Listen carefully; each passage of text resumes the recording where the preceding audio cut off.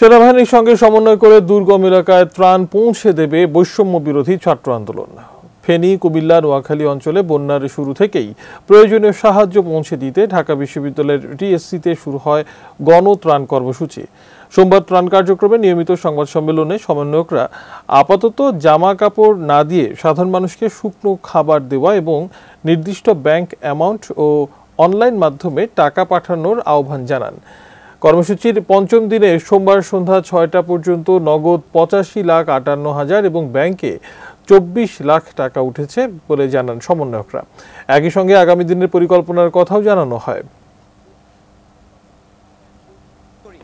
এবং আজ থেকে আমরা সেনাবাহিনীর সাথেও এই বিষয়ে আলোচনা হয়েছে আমাদের।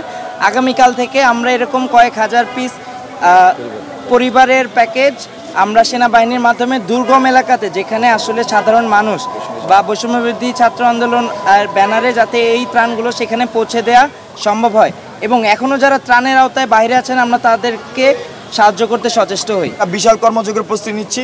আমরা দৈনিক অন্তত ৮ লাখ মানুষের খাবারের নিশ্চিত করার জন্য আমরা কাজ করে যাচ্ছি। তো সেটা হবে যে প্রতিদিন 2 বেলা, দুপুরবেলা যদি আমরা 4 লাখ মানুষের খাবার নিশ্চিত করতে পারি, আর হচ্ছে রাতের মিল হচ্ছে আরও 4 লাখ, মোট 8 লাখ খাবার যাতে পৌঁছে দিতে পারি আমরা সেই পরিকল্পনা করছি।